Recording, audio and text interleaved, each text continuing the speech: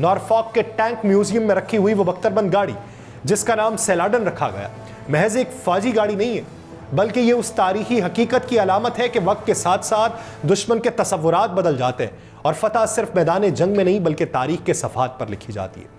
मुअर्रिख Jonathan Philips का कहना बिल्कुल दुरुस्त है कि शायद तारीख में कोई और ऐसी मिसाल नहीं जहां किसी शख्सियत ने किसी कौम को इतना जख्म दिया हो और फिर भी वही कौम उसे अपना हीरो तस्लीम करने पर मजबूर हो गई हो। मगरिब की नज़र में सलाहुद्दीन का किरदार आहिस्ता आहिस्ता एक दुश्मन से बढ़ के एक अजीम जंगजू और हिकमत और रवादारी की अलामत बन चुका। यही वो पस मंज़र था जिसमें सलाहुद्दीन अयूबी की शख्सियत परवान चढ़ी और उनके फिक्री और अस्करी नज़रियात की बुनियाद पड़ी। जंगी खानदान की छतरी तले तरबियत पाने वाले इस कुर्द नौजवान ने नूरुद्दीन जंगी की हिकमत अमली, सियासी बसीरत और अस्करी महारत को करीब से देखा और सीखा।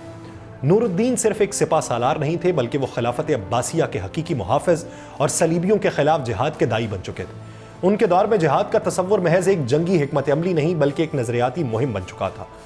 सलाहुद्दीन अयूबी ने अपनी इब्तदाई ज़िंदगी में ही ये समझ लिया था कि मुस्लिम इत्तेहाद और खिलाफत अब्बासिया की पुष्ट पनाही के बगैर सलीबियों के खिलाफ कोई बड़ी कामयाबी मुमकिन नहीं। वो दमिश्क में पुलिस चीफ की हैसियत से इंतज़ामी महारत हासिल कर रहे थे, लेकिन उनके चचा शेरको और नूरुद्दीन जंगी की कुर्बत ने उन्हें एक बड़ी जंग के लिए तैयार कर दिया। नूरुद्दीन जंगी की शख्सियत में जो रूहानी, अस्करी और सियासी बसीरत थी, वही बाद में सलाहुद्दीन अयूबी के अंदर एक नए अहद के आगाज़ का बाइस बनी। 1160 की दिहाई वो वक्त था जब मशरक़ वस्ता में सियासी मंजरनामा तेज़ी से तब्दील हो रहा था। खिलाफत फातिमिया का सूरज गुरूब होने को था और मिस्र में एक ताकतवर मगर कमज़ोर सल्तनत आखिरी सांसें ले रही थी। नूरुद्दीन जंगी ने इस खला को पुर करने के लिए शेर को और सलाहुद्दीन को मिस्र भेजा। ये वो मुहिम थी जिसने सलाहुद्दीन की ज़िंदगी का सबसे अहम मोड़ साबित होना था।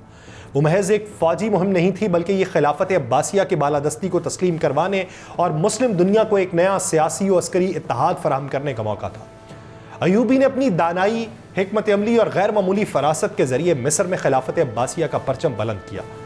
फातिमी खिलाफत का खात्मा हुआ और यूं एक नई इस्लामी सल्तनत की बुनियाद रखी गई। लेकिन यह कहानी सिर्फ मिस्र की फतह तक महदूद नहीं थी। नूरुद्दीन जंगी का साया बदस्तूर सलाहुद्दीन के सर पर रहा और वो अभी तक उनके मातहत थे। सवाल यह था कि नूरुद्दीन की वफात के बाद सलाहुद्दीन खुद को किस तरह एक आज़ाद और खुद मुख्तार हुक्मरान के तौर पर पेश करेंगे।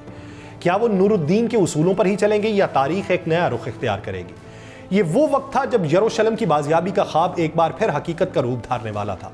लेकिन उससे पहले सलाहुद्दीन को अपने अंदरूनी दुश्मनों, मुस्लिम रियासतों की साजिशों और अपनी ही फौज के चंद बागी अनासिर से निमटना था।